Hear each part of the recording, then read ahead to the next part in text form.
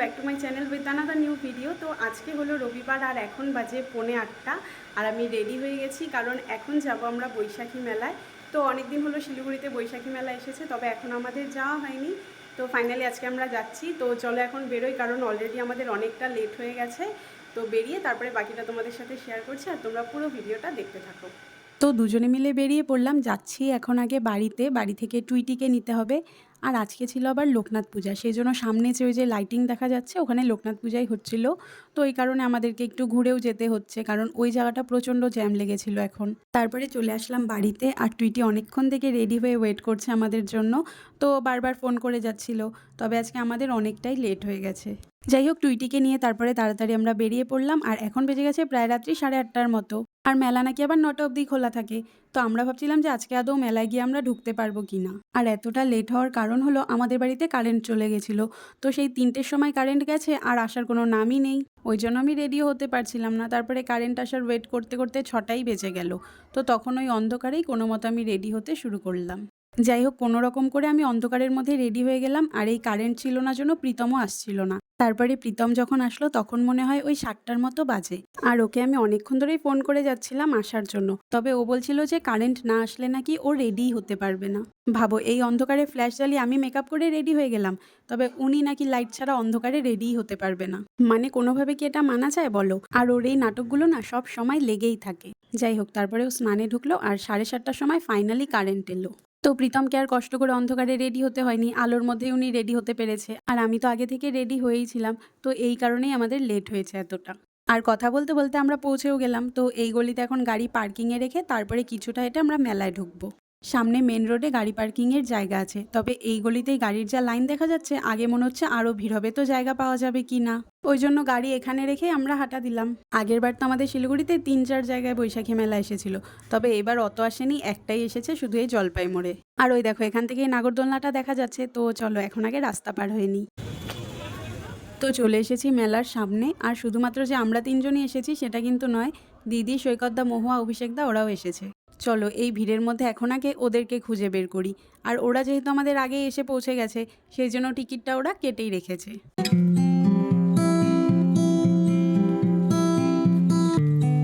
আর ওই যে পেয়ে গেছি ওদেরকে। তো ওরা একেবারে গেটের সামনেই দাঁড়িয়ে আছে, সেই জন্য আর বেশি খুঁজতে হয়নি। আর টিকিট তো ওরা কেটেই রেখেছে, আগেই বললাম তোমাদের। তো চলো এখন আগে মেলার ভেতরে যাই।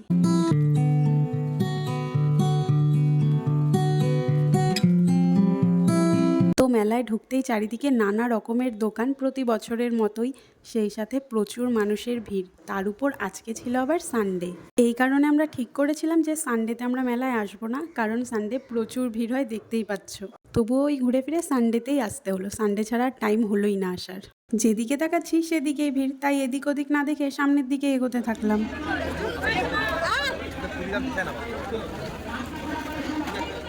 তারপরে ফাইনালি একটা ফাঁকা জায়গা পেয়ে সেখানে কিছুক্ষণের জন্য দাঁড়ালাম।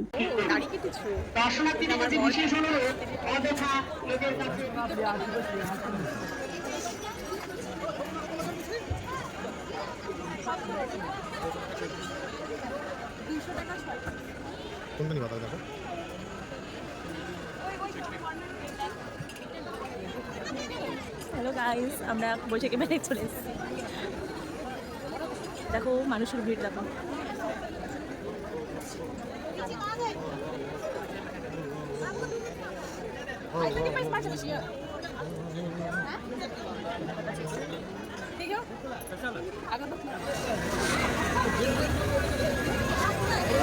টুইটি উঠবে কিছুতে? টুইটি আসলে ও কই যাওয়ার চেষ্টা করতেছে কোথায়।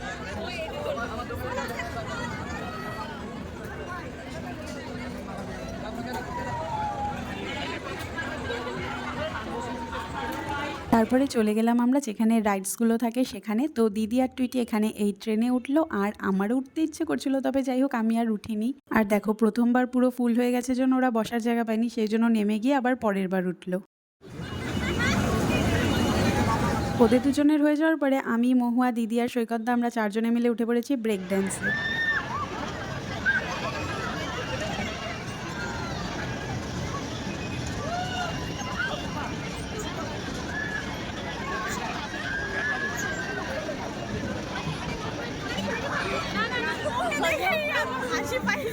আবার নাগরদোলনায় উঠবা? হ্যাঁ দাঁড়াও। ব্যাংক তো অনেক তো ঘোরা হলো, এবার মেলায় এসেছি, কিছু খাবো না সেটা আবার হয়, তাই চলে গেলাম খাবার দোকানগুলোর দিকে। আর খাওয়ার দোকানেরও প্রচুর ভ্যারাইটি ছিল, তো আমার তো প্রায় সবকিছুই খেতে ইচ্ছে করছিল, তবে কিছুই খাওয়া হয়নি, শুধু এখান থেকে চাট খেয়েছিলাম। তারপরে চলে গেলাম এই দোকানটা, আর এখানে খুব সুন্দর সুন্দর ক্লিপ আর গার্ডারগুলো ছিল, তো টুইটির জন্য এখান থেকে একজোড়া ক্লিপ নিয়েছিলাম। আর দেখো আবারও চলে এসেছি সেই কাপের দোকানটায়, কারণ নেটওয়ার্কের জন্য তখন অনলাইন পেমেন্ট হচ্ছিল না, আর সেই জন্য কাপগুলো তখন নেওয়াও হয়নি, তাই সেটা এখন নিয়ে নিলাম। এখন প্রায় 9:45-10টার মতো বেজে গেছে, সেই জন্য ভিড় এখন অনেকটাই কমে গেছে, তাই জন্য আমরাও দোকানগুলো একটু ভালো মতো ঘুরে দেখছিলাম। আর দিদি এই দোকানটা থেকে টুইটির জন্য একটা জামাও নিয়েছিল। তারপরে এই যে এই একটা দোকান, তো এখানেও খুব সুন্দর সুন্দর জিনিস ছিল, তো এই যে এগুলোকে কি বলে আমি জানি না, জিনিসটা চিনি তবে নাম জানি না আমি। আর এখানে খুব সুন্দর ছোট্ট ছোট্ট কিউট কিউট মিররও ছিল। তো আমাদের মেলায় ঘোরা শেষ, আর দিদি নিচ্ছে এখান থেকে এখন আচার, আর এদিকে দেখো কত বড় একটা মিষ্টির দোকানও ছিল।